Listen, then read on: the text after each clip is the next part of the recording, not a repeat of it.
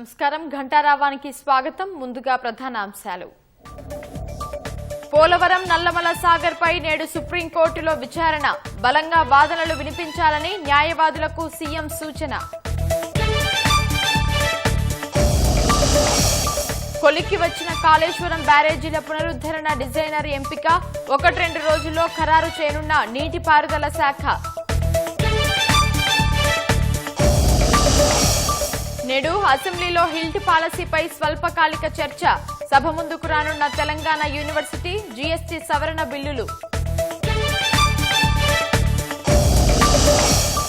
ఈసీపై దాడిని మరింత తీవ్రతరం చేసిన మమతా బెనర్జీ ఎస్ఐఆర్ ని వెంటనే ఆపాలంటూ ఘాటు పదజాలంతో లేఖ.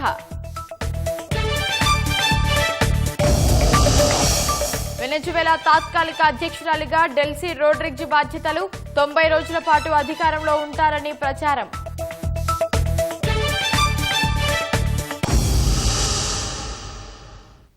పోలవరం నల్లమల సాగర్ లింక్ ప్రాజెక్టుపై రాష్ట్ర ప్రభుత్వం పోరాటం ఉధృతం చేసింది. ఎలాంటి అనుమతులు లేనందున ప్రాజెక్టు పనులు ఆపాలని ఇప్పటికే సుప్రీంకోర్టు తలుపు తట్టింది.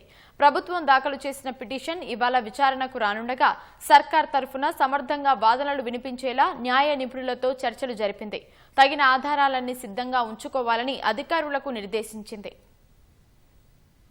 గోదావరిపై ఏపీ తలపెట్టిన పోలవరం నల్లమల సాగర్ లింక్ ప్రాజెక్టును పీఎన్ఎల్పీ అడ్డుకునేందుకు రాష్ట్ర ప్రభుత్వం సర్వశక్తులు ఒడ్డుతోంది. ఆదివారం ముంబై వెళ్లిన సీఎం రేవంత్ రెడ్డి, నీటిపారుదల శాఖ మంత్రి ఉత్తమ్ కుమార్ రెడ్డి, సుప్రీంకోర్టు సీనియర్ న్యాయవాది అభిషేక్ సింఘ్వీతో ప్రత్యేకంగా సమావేశమయ్యారు. పీఎన్ఎల్పీపై గత నెలలో రాష్ట్ర ప్రభుత్వం సుప్రీంకోర్టును ఆశ్రయించింది. ప్రభుత్వం దాఖలు చేసిన రిట్ పిటిషన్ ఇవాళ విచారణకు రానున్న నేపథ్యంలో సర్కారు తరపున సమర్థ వాదనలు వినిపించాలని సింఘ్వీకి సీఎం సూచించారు. అవసరమైన అన్ని ఆధారాలను సిద్ధంగా ఉంచుకోవాలని నీటిపారుదల ఇంజనీర్లను ప్రభుత్వం అప్రమత్తం చేసింది. న్యాయ నిపుణులతో భేటీలో పలు కీలక అంశాలపై చర్చించారు. పోలవరం ప్రాజెక్టు నుంచి బనకచర్ల హెడ్ రెగ్యులేటర్ ద్వారా నల్లమల సాగర్ జలాశయానికి లింక్ చేసేలా గోదావరిపై ఏపీ ప్రాజెక్టు చేపడుతోందంటూ రిట్ పిటిషన్లో సుప్రీంకోర్టుకు రాష్ట్ర సర్కార్ విన్నవించింది. ప్రాజెక్టుకు ఎలాంటి అనుమతులు లేవని తెలిపింది. పనులను తక్షణమే నిలిపివేసేలా పోలవరం ప్రాజెక్టు అథారిటీని ఆదేశించాలని అభ్యర్థించింది. అనుమతించిన మేరకే పోలవరం ప్రాజెక్టు స్వరూపం ఉండాలని, విస్తరణ పనులు చేపట్టడం చట్ట విరుద్ధమని పేర్కొంది. కేంద్రానికి సైతం పలు అభ్యంతరాలను తెలిపింది. వీటిని పరిగణలోకి తీసుకోకుండా Nallamala Sagar project pre feasibility రిపోర్టును కేంద్ర ప్రభుత్వం పరిశీలించడం సమంజసం కాదని తెలిపింది. దీనికి సంబంధించి ఎటువంటి చర్యలు చేపట్టరాదంటూ జలశక్తి మంత్రిత్వ శాఖ, కేంద్ర జలసంఘం, గోదావరి నదీ యాజమాన్య బోర్డులకు స్పష్టమైన ఆదేశాలు ఇవ్వాలని కేంద్రాన్ని కోరినట్లుగా తెలంగాణ రిట్ పిటిషన్లో పేర్కొంది. అభ్యంతరాలు చెబుతున్న కేంద్ర జలసంఘం మార్గదర్శకాలకు విరుద్ధంగా పోలవరం నల్లమల సాగర్ లింకుకు సంబంధించి డీపీఆర్ తయారీకి ఏపీ సర్కార్ సిద్ధపడుతోందని పిటిషన్లో రాష్ట్ర ప్రభుత్వం తెలిపింది. డీపీఆర్పై ఏపీ ముందుకు వెళ్లకుండా చూడాలని కోరింది. ఆంధ్రప్రదేశ్ నిర్మిస్తున్న లింక్ ప్రాజెక్టులకు పర్యావరణ అనుమతులు జారీ చేయకుండా, కేంద్రం నుంచి ఎటువంటి ఆర్థిక సాయం అందించకుండా తగిన ఆదేశాలు ఇవ్వాలంటూ సుప్రీంకోర్టును కోరింది. కాళేశ్వరం ఎత్తిపోతల్లోని మేడిగడ్డ, అన్నారం, సుందిళ్ల బ్యారేజీల పునరుద్ధరణకు సంబంధించి డిజైన్లు ఇచ్చే సంస్థ ఎంపిక ప్రక్రియ కొలిక్కి వచ్చింది. ఈ 3 బ్యారేజీల్లోని లోపాలపై అధ్యయనం చేసి డిజైన్లు ఇచ్చేందుకు నీటిపారుదల శాఖ ఆసక్తి వ్యక్తీకరణ ద్వారా సంస్థలను ఎంపిక చేస్తోంది. ఈఓఐ పద్ధతిలో 3 సంస్థలు ప్రైజ్ బిడ్ వరకు చేరుకున్నాయి. చివరగా గత నెలాఖరున మరోమారు టెక్నికల్ ప్రైజ్ బిడ్లను దాఖలు చేయాలని ప్రభుత్వం సూచించడంతో ప్రతిపాదనలు ఇచ్చాయి. సెంట్రల్ డిజైన్స్ ఆర్గనైజేషన్ ఈ ప్రతిపాదనలను మదింపు చేసి ఇంజనీర్ ఇన్ చీఫ్ నేతృత్వంలోని కమిటీకి నివేదిక అందజేయగా, చివరగా తుది నివేదికను కమిటీ నీటిపారుదల శాఖకు అందజేసినట్లు తెలిసింది. 1-2 రోజుల్లో ఒక సంస్థను ఖరారు చేస్తూ నీటిపారుదల శాఖ నిర్ణయం తీసుకోనున్నట్లు సమాచారం. హైదరాబాద్ పారిశ్రామిక భూముల బదలాయింపు విధానంపై 4వ రోజు అసెంబ్లీలో స్వల్పకాలిక చర్చ జరగనుంది. ఉదయం 10 గంటలకు ఉభయ సభలు మొదలు కాగా ప్రశ్నోత్తరాల కార్యక్రమం యథావిధిగా ఉంటుంది. సాధారణ పరిపాలనలకు చెందిన గెజిట్ నోటిఫికేషన్ను సీఎం రేవంత్ రెడ్డి ఉభయ సభల్లో ప్రవేశపెడతారు. తెలంగాణ వేర్ హౌసింగ్ కార్పొరేషన్ వార్షిక నివేదికలను వ్యవసాయ శాఖ మంత్రి తుమ్మల నాగేశ్వరరావు ఉభయ సభల్లో పెడతారు. తెలంగాణ యూనివర్సిటీ బిల్లు, జీఎస్టీ సవరణ బిల్లులను సీఎం శాసనసభలో ప్రవేశపెడతారని అసెంబ్లీ కార్యదర్శి తిరుపతి తెలిపారు. శాసనసభలో ఆమోదం పొందిన పబ్లిక్ సర్వీస్ కమిషన్ సవరణ బిల్లును ఉప ముఖ్యమంత్రి భట్టి విక్రమార్క మండలిలో ప్రవేశపెడతారు. శాసనసభలో ఆమోదం పొందిన పంచాయతీరాజ్ చట్ట సవరణ బిల్లును ఇవాళ మంత్రి సీతక్క మండలిలో ప్రవేశపెడతారు. కాంగ్రెస్ బీఆర్ఎస్ నాయకులు అసెంబ్లీ వేదికగా తిట్టుకోవడం తప్ప ప్రజలకు ఉపయోగపడే చర్చ చేపట్టలేదని మెదక్ ఎంపీ రఘునందన్ రావు విమర్శించారు. పాలమూరు జిల్లాకు 2 పార్టీలు తీవ్ర అన్యాయం చేశాయని ఆక్షేపించారు. సంగారెడ్డి జిల్లా పటాన్చెరులో మున్సిపల్ ఎన్నికల సన్నాహక సమావేశంలో రఘునందన్ పాల్గొన్నారు. వ్యక్తిగత దూషణలు చేసుకోవడం తప్ప నదీ జిల్లాలో రాష్ట్ర వాటా కోసం నిర్మాణాత్మక చర్యలు లేవని పెదవి విరిచారు.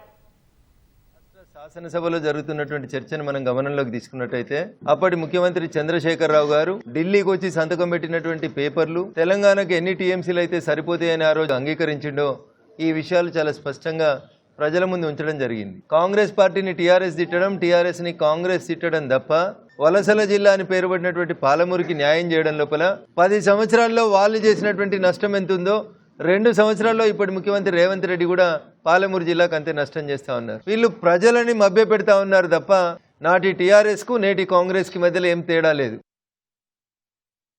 నిధులు నియామకాల నినాదాన్ని గత ప్రభుత్వం తుంగలో తొక్కిందని భువనగిరి ఎంపీ చామల కిరణ్ కుమార్ రెడ్డి విమర్శించారు. 10 ఏళ్లు కేసీఆర్ సీఎంగా ఉండి రాష్ట్రాన్ని రావణ రాజ్యంలా మార్చారని, అందుకే రేవంత్ రెడ్డికి ప్రజలు సీఎంగా అవకాశం కల్పించారని అన్నారు. తమ నాయకత్వానికి ఎక్కడ అడ్డు వస్తుందో అని కేసీఆర్ కు కుమార్తె కవితను కేటీఆర్, హరీష్ రావులు కలిసి పార్టీ నుంచి వెళ్లగొట్టారని ఆరోపించారు. కమిషన్లకు కక్కుర్తిపడి కృష్ణా, గోదావరి నదులపై బీఆర్ఎస్ చేపట్టిన ప్రాజెక్టులను అసెంబ్లీ సాక్షిగా సీఎం రేవంత్ రెడ్డి, మంత్రి ఉత్తమ్ కుమార్ రెడ్డి ప్రజలకు వివరించారని తెలిపారు. కాళేశ్వరం, పాలమూరు, రంగారెడ్డి ప్రాజెక్టులను ఏం ప్రయోజనం ఆశించి కట్టారో కేసీఆర్ సమాధానం చెప్పాలని చామల డిమాండ్ చేశారు. రేవంత్ రెడ్డి గారు కొన్ని సందర్భాలలో మాట్లాడేటప్పుడు తెలంగాణకు జరిగిన అన్యాయాన్ని తెలంగాణ యాసలో చెప్పే ప్రయత్నంలో ఏమన్నా మాట్లాడిండొచ్చు కానీ రేవంత్ రెడ్డి గారికి కేసీఆర్ ఆరోగ్యంగా ఉండాలని, ఈ రాష్ట్ర ప్రభుత్వానికి కూడా కేసీఆర్ ఆరోగ్యంగా ఉండాలని కోరుకుంటున్నాం. ఎందుకంటే కేసీఆర్ ఉంటేనే ఈ రోజు మనం తెచ్చుకున్న తెలంగాణ 10 సంవత్సరాలు ఏమైందో చెప్పగలుగుతారు. ఆయన రావాలి అసెంబ్లీకి, వాస్తవాలు చెప్పాలని కోరుకుంటున్నారు. పాలమూరు రంగారెడ్డి ప్రాజెక్టు మీద గాని, కృష్ణా జలాలు 299 టీఎంసీల మీద గాని హరీష్ రావు అవాస్తవాలను చెప్పి పక్కదో పట్టించే ప్రయత్నం చేస్తున్నారు. కాబట్టి తెలంగాణ ప్రజలు ఇది గమనించాలి. ఫోన్ అక్రమ ట్యాపింగ్ కేసు కీలక మలుపులు తిరుగుతోంది. దర్యాప్తులో భాగంగా బీఆర్ఎస్ ఎమ్మెల్సీ నవీన్ రావును సిట్ సుదీర్ఘంగా ప్రశ్నించింది. గులాబీ పార్టీ పెద్దలతో ఉన్న ఆర్థిక సంబంధాలపైన ఆరా తీసింది. దాదాపు 9 గంటల పాటు సాగిన విచారణలో గతంలో బీఆర్ఎస్ పార్టీకి సమకూరిన ఎలక్టోరల్ బాండ్ల అంశంపైన ప్రశ్నించినట్లు తెలుస్తోంది. నవీన్ రావు సమాచారం ఆధారంగా మరికొందరు కీలక నేతలను విచారించనున్నారు. ఫోన్ ట్యాపింగ్ కేసు దర్యాప్తు ముగింపు దశకు చేరుకుంటున్న తరుణంలో ముఖ్య నేతలు తెరపైకి వస్తున్నారు. ఇప్పటివరకు పోలీసు అధికారులు, ప్రైవేటు వ్యక్తుల చుట్టే తిరిగిన దర్యాప్తు తాజాగా ప్రజాప్రతినిధుల వైపు మళ్లింది. బీఆర్ఎస్ ఎమ్మెల్సీ నవీన్ రావును ప్రత్యేక దర్యాప్తు బృందం సుదీర్ఘంగా విచారించారు. నిన్న ఉదయం 11 గంటలకు సిట్ కార్యాలయానికి వచ్చిన నవీన్ రావును రాత్రి 8 గంటల వరకు విచారించారు. సిట్ సభ్యులు Maheshwaram, DCP Narayana Reddy, Greyhounds group commander Ravinder Reddy సహా ఇతర ఉన్నతాధికారులతో కూడిన బృందం నవీన్ వాంగ్మూలాన్ని నమోదు చేసింది. మరికొందరు కీలక ప్రజాప్రతినిధులను విచారించేందుకు ఇది తొలి మెట్టుగా భావిస్తున్నారు. తాజా విచారణలో నవీన్ నుంచి సేకరించిన సమాచారం ఆధారంగానే ఇతరులను ప్రశ్నించే అవకాశమున్నట్లు తెలుస్తోంది.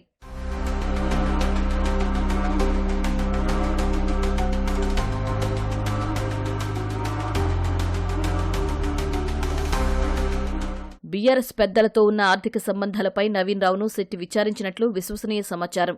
అలాగే గత ప్రభుత్వంలో ఎస్ఐబీలో పనిచేసిన ప్రభాకరరావు బృందంతో ఉన్న సంబంధాలపైన సిట్ ఆరా తీసింది. ముఖ్యంగా గులాబీ పార్టీకి ఎలక్టోరల్ బాండ్లు సమకూరిన విషయంలో నవీన్ పాత్ర ఏంటనే కోణంలో విచారణ జరిగినట్లు తెలుస్తోంది. ఆ సొమ్ముతో ఫోన్ అక్రమ ట్యాపింగ్కు సంబంధం ఉందా అని ఆరా తీసినట్లు సమాచారం. వాస్తవానికి హైదరాబాద్ సిపిగా కొత్తకోట శ్రీనివాసరెడ్డి ఉన్నప్పుడు దర్యాప్తు ముమ్మరంగా సాగుతున్న క్రమంలోనే నవీన్ రావు పేరు తెరపైకి వచ్చింది. ఆయనకు నోటీసిచ్చి 2024 సెప్టెంబర్ 24న వాంగ్మూలం నమోదు చేశారు. తాజాగా మరోసారి ఆయన్ను విచారించడం ప్రాధాన్యం సంతరించుకుంది. అప్పటి విచారణలో సరైన సమాచారం లభించలేదనే భావనతోనే సిట్ మరోసారి నవీన్ రావు వాంగ్మూలం నమోదు చేసినట్లు తెలిసింది. గతంలో అడిగిన విషయాలనే మరోసారి సిట్ అధికారులు అడిగారని ఎమ్మెల్సీ నవీన్ రావు తెలిపారు. బయట ప్రచారం జరుగుతున్నట్లు తానే ట్యాపింగ్ పరికరాలను సమకూర్చాననే విషయంలో ఎలాంటి ప్రశ్నలు అడగలేదని, అలాంటి ప్రస్తావనే రాలేదని స్పష్టం చేశారు. గతంలో కూడా గత సంవత్సరం సెప్టెంబర్ నెలలో నేను విచారణకు పిలిస్తే హాజరయ్యి 3 గంటల పాటు పూర్తి వివరాలు తెలియజేయడం జరిగింది 2024 సంవత్సరంలో. అదే విషయం మీద తిరిగి ఈరోజు మళ్ళీ పిలవడం జరిగింది. ఉదయం నుంచి అనేక విషయాలు తిరిగి మళ్ళా అవే విషయాలు అడిగారు. కానీ స్పష్టంగా పూర్తిగా నాకు తెలిసిన సమాచారాన్ని అంతా తెలియజేశాను. విచారణకు పూర్తిగా సహకరించాను. ఫర్దర్ కూడా విచారణ ఎప్పుడు పిలిచినా కూడా సహకరించడానికి సిద్ధంగా ఉన్నా అనే విషయం తెలియజేశాను. నవీన్ రావు విచారణ నేపథ్యంలో జూబ్లీహిల్స్ సిటీ కార్యాలయం వద్ద బీఆర్ఎస్ నేతలు కార్యకర్తల హడావుడి నెలకొంది. రాత్రి సమయంలో కూకట్పల్లి ఎమ్మెల్యే మాధవరం కృష్ణారావు సైతం అక్కడికి వచ్చారు. కేవలం రాజకీయ కుట్రతోనే బీఆర్ఎస్ నేతలను రాష్ట్ర ప్రభుత్వం ఇబ్బందులు పెడుతోందని కృష్ణారావు ఆరోపించారు. 2 ఏళ్లుగా ప్రజా సమస్యలు గాలికొదిలేసి బీఆర్ఎస్ పై కుట్రలు చేస్తోందని ధ్వజమెత్తారు. ఏ ఆధారాలు లేకున్నప్పుడు కూడా పిలవడం జరిగింది. ఇది రాజకీయ కుట్రలే భాగమే తప్ప ఇలా ఏ ఒక్కటి కూడా నిజం లేదు. ఇది టీఆర్ఎస్ పార్టీ బల్లాం చేయడానికి మాకు వచ్చినటువంటి కేసీఆర్ గారు మొన్న అసెంబ్లీకి వచ్చిన నుంచి ఈ విధమైనటువంటి వేధింపులకు జరుగుతూ ఉంది. అదేవిధంగా ఒక కులం మీద కూడా జరుగుతూ ఉంది ఈ వేధింపులు. ఇది మంచి పద్ధతి కాదని చెప్పి నేను మీకు తెలియజేస్తా ఉన్నాను. కాంగ్రెస్ పార్టీ అధికారం వచ్చినప్పటి నుంచి 2 ఏళ్లు ప్రజల మీద దృష్టి పెట్టకుండా ఫోన్ ట్యాపింగ్లని, అదేవిధంగా రకరకాల ఈ కారని ఎన్నో విధాలుగా ఇవాళ టీఆర్ఎస్ పార్టీ కార్యకర్తలే కానీ టీఆర్ఎస్ పార్టీ నాయకులనే కానీ మా కేటీఆర్ గారిని, హరీష్ రావు గారినే కానీ మా కేసీఆర్నే కానీ అందరినీ కూడా ఇబ్బంది పెట్టే ప్రయత్నం చేస్తూ ఉన్నారు. ఎన్ని ఇబ్బందులు పెట్టినా మేము ప్రజల పక్షాన టీఆర్ఎస్ పార్టీ ఉంటుందని చెప్పి కూడా తెలియజేస్తాం. కాసేపట్లో 4వ రోజు అసెంబ్లీ సమావేశాలు ప్రారంభం కానున్నాయి. తెలంగాణ యూనివర్సిటీల బిల్లును, జీఎస్టీ సవరణ బిల్లును శాసనసభ సభాపతి ముందు సీఎం ప్రవేశపెట్టనున్నారు. మరింత సమాచారం మా ప్రతినిధి తిరుపాల్ రెడ్డి అందిస్తారు. కాసేపట్లో అసెంబ్లీ 4వ రోజున సమావేశాలు మొదలు కానున్నాయి. ప్రధానంగా ఈవేళ ఉదయం సభ మొదలైతేనే 2 ఉభయ సభల్లో కానీ శాసనసభలో కానీ శాసన మండలిలో కానీ 2 చోట్ల కూడా ప్రశ్నోత్తరాల కార్యక్రమం యథావిధిగా కొనసాగనుంది. వివిధ అసెంబ్లీ నియోజకవర్గాలలో ఉన్న సమస్యలతో పాటు అదేవిధంగా రాష్ట్రంలో ప్రధానంగా ఉన్న సమస్యలను కూడా సభ దృష్టికి తీసుకొచ్చి సంబంధిత మంత్రి దగ్గర నుంచి సమాధానం తీసుకొని ఉన్నారు. దీనికి సంబంధించి దాదాపు 2 గంటల పాటు ఈ ప్రశ్నోత్తరాల కార్యక్రమం కొనసాగే అవకాశం కనిపిస్తుంది. అయితే శాసనసభలో ఈవేళ ఏదైతే హిల్ టాప్ విధానాన్ని అమలు చేయాలని చెప్పేసి ప్రభుత్వం నిర్ణయించి 2025 నవంబర్లో తీసుకొచ్చారో దానికి సంబంధించి ఈరోజు స్వల్పకాలిక చర్చ జరుగుతుందని చెప్పేసి ఇప్పటికే ప్రభుత్వం స్పష్టం చేసింది. ఈ హిల్ టాప్ విధానం అనేది 2013లో ఉమ్మడి ఆంధ్రప్రదేశ్లోనే తీసుకొచ్చిన జీవో నెంబర్ 20కి అనుబంధంగా ఈ నిర్ణయం తీసుకున్నారు. ప్రధానంగా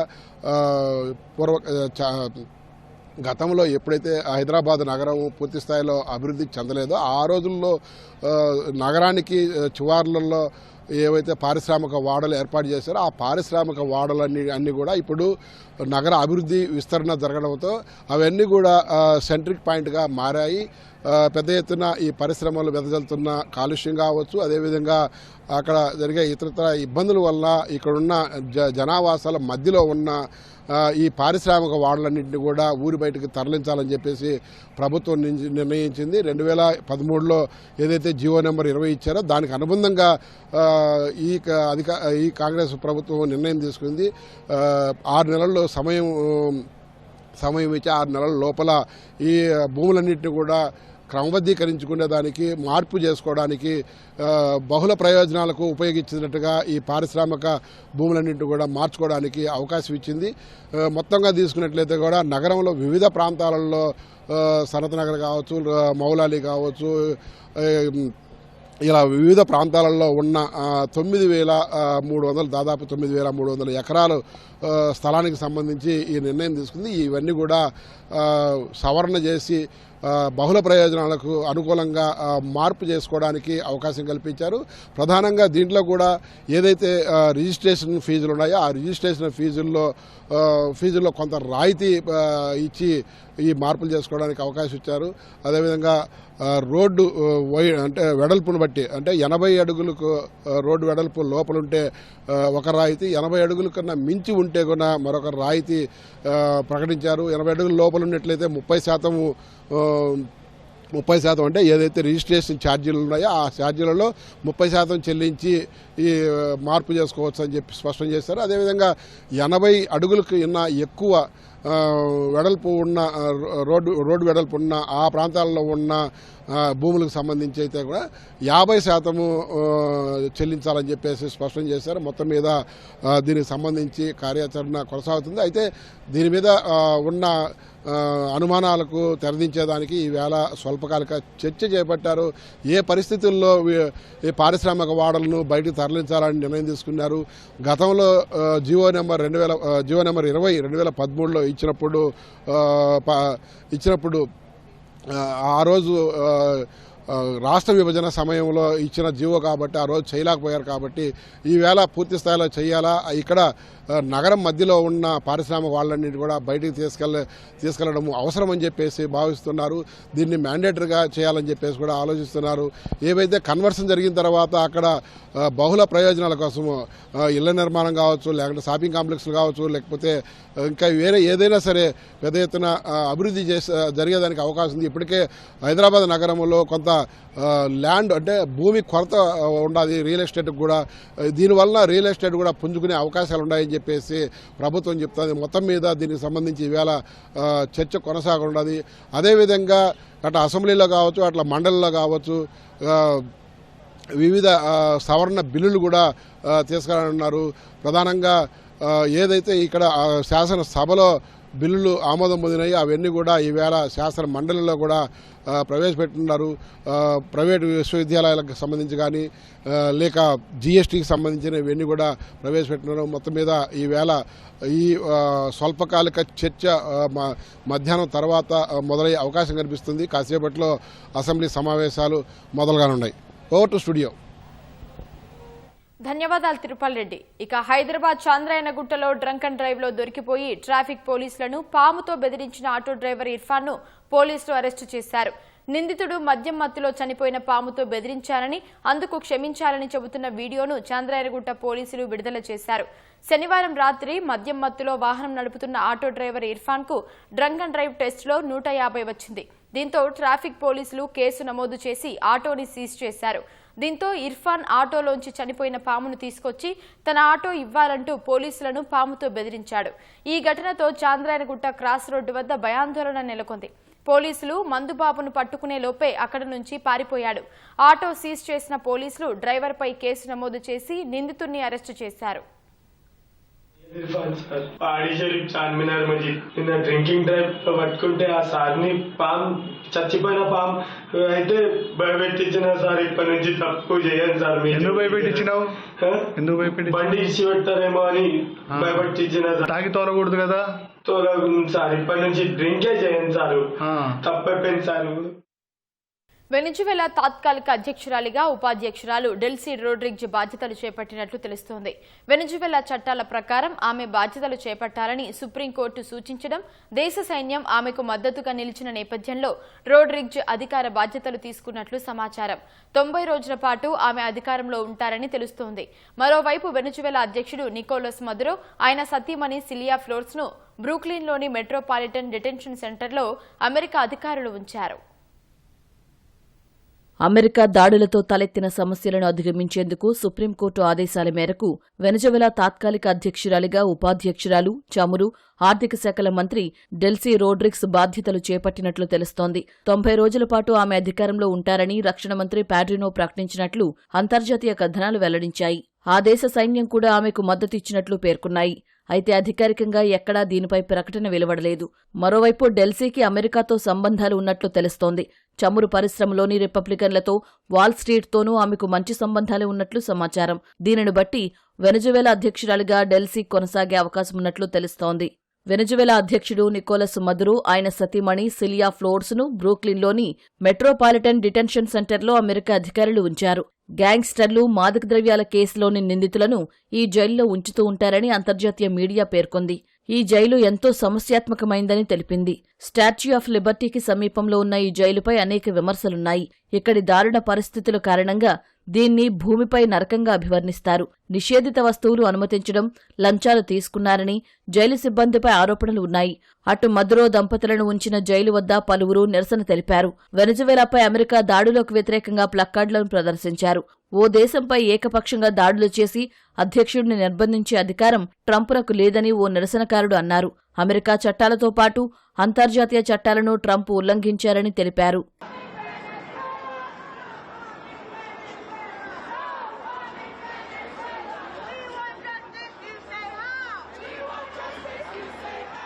నికోలస్ మదురో కుమారుడు మదురో గుయిరా పైన అమెరికా పలు కేసులను నమోదు చేసింది. మదురో కుటుంబం నడుపుతున్న నార్కోటిక్స్ నెట్వర్క్లో గుయేరాది కీలక పాత్ర అని ఆరోపించింది. ప్రభుత్వ అధికారాన్ని ఉపయోగించుకుని టన్నుల కొద్దీ కొకైన్ను అమెరికాకు అక్రమంగా తరలించడంలో గుయిరా పాలుపంచుకున్నారని అభియోగాలు మోపింది.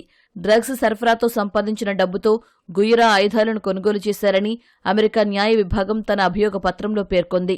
మదురో గుయిరా వెనజువేలా జాతీయ అసెంబ్లీలో సభ్యుడిగా ఉన్నారు. ప్రస్తుతం గుయిరా ఎక్కడ ఉన్నారో స్పష్టత లేదు. తండ్రిని అమెరికా సైనికులు నిర్బంధించిన తర్వాత గుయిరా అజ్ఞాతంలోకి వెళ్లినట్లు తెలిసింది. ఉత్తర నైజీరియాలో సాయుధ మూకలు పేటరేగిపోయాయి. నైజర్ రాష్ట్రంలోని ఓ గ్రామంలోకి చొరబడి దాడులకు తెగబడ్డాయి. ఈ ఘటనలో 30 మందికి పైగా మృతి చెందగా పలువురు అపహరణకు గురయ్యారు. బోర్గు పరిధిలోని కస్సువాన్ డాజీ గ్రామంలోకి దుండగులు చొరబడి గ్రామస్తులపై కాల్పులకు తెగబడ్డారని పోలీసులు వెల్లడించారు. ఆ తర్వాత స్థానిక మార్కెట్లను, ఇళ్లను తగలబెట్టినట్లు తెలిపారు. అపహరణకు గురైన వారిని రక్షించేందుకు ప్రత్యేక బృందాన్ని రంగంలోకి దింపినట్లు చెప్పారు. దుండగులు కాల్పుల్లో 37 మంది మృతి చెంది ఉంటారని పలువురు గ్రామస్తులు తెలిపారు.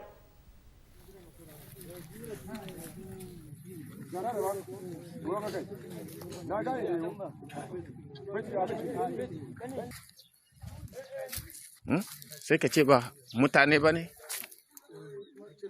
ko aljanu ba sa irin wanga mugunta.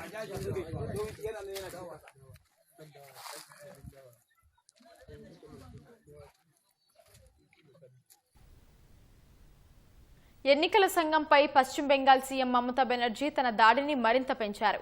ఏకపక్షంగా లోపభూయిష్టంగా ఉన్న ఓటర్ల జాబితా ప్రత్యేక సమగ్ర సవరణ కసరత్తు ఎస్ఐఆర్ను బెంగాల్లో నిలిపివేయాలని ప్రధాన ఎన్నికల కమిషనర్ జ్ఞానేష్ కుమార్కు విజ్ఞప్తి చేశారు. ప్రస్తుత రూపంలో ఎస్ఐఆర్ను కొనసాగిస్తే అనేక మంది తమ ఓటు హక్కును కోల్పోతారని దీదీ ఆందోళన వ్యక్తం చేశారు. ప్రజాస్వామ్య పునాదులపై ఇదొక దాడిగా అభివర్ణించారు.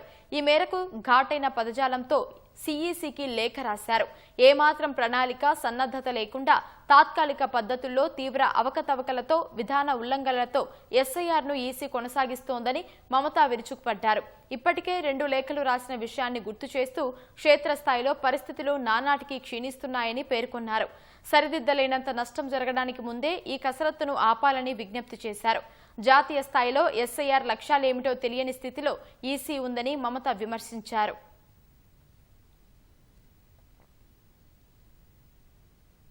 తిరుమల శ్రీవారి ఆలయంలో ఆదివారం ప్రణయ కలహోత్సవం వేడుకగా సాగింది. ప్రతి సంవత్సరం వైకుంఠ ఏకాదశికి సరిగ్గా 6వ రోజు, అధ్యయనోత్సవంలో 17వ రోజు తిరుమలలో ప్రణయ కలహోత్సవం నిర్వహించడం ఆనవాయితీగా వస్తోంది. సాయంత్రం 4 గంటలకు మలయప్ప స్వామివారు పల్లకిలో పుష్కరిణి వద్దకు రాగా అమ్మవార్లు వేర్వేరు పల్లకీలపై వచ్చి ఎదురుగా నిలుచున్నారు. పురాణ పఠనం జరుగుతూ ఉండగా అమ్మవార్ల తరఫున జియంగార్లు పూల బంతులను వేటకు వెళ్లి వచ్చిన స్వామి వైపు 3 సార్లు విసిరారు. స్వామివారు బెదిరించినట్లుగా నటించి తానేమీ తప్పు చేయలేదని అమ్మవార్లను ప్రాధేయపడ్డారు. అనంతరం అమ్మవార్లు శాంతించి స్వామివారికి ఇరువైపులా చేరి కర్పూర హారతులు అందుకుని ఆలయానికి చేరుకున్నారు. ఆ తర్వాత ఆస్థానం నిర్వహించారు. ప్రణయ కలహోత్సవాన్ని శాస్త్రోక్తంగా నిర్వహించినట్లు టీటీడీ అదనపు ఈవో వెంకయ్య చౌదరి తెలిపారు.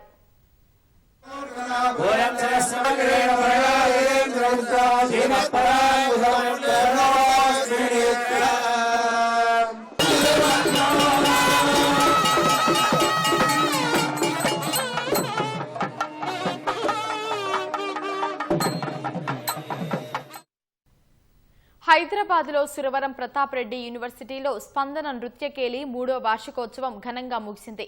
విశ్వవిద్యాలయంలోని ఆడిటోరియంలో నిర్వహించిన కార్యక్రమంలో స్పందన నృత్యకేలి పాఠశాల విద్యార్థులు కూచిపూడి నృత్య ప్రదర్శన అందరినీ అలరించింది. పాఠశాల నిర్వాహకులు డాక్టర్ రవికుమార్ పారిజాత నృత్య సన్నివేశం వీక్షకులను ఆకట్టుకుంది.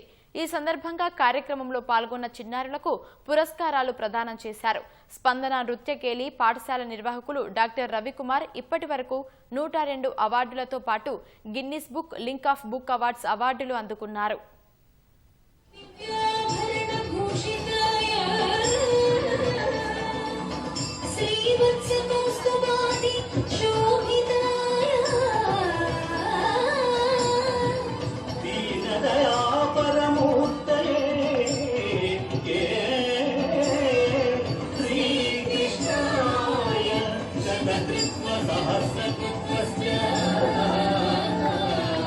నమో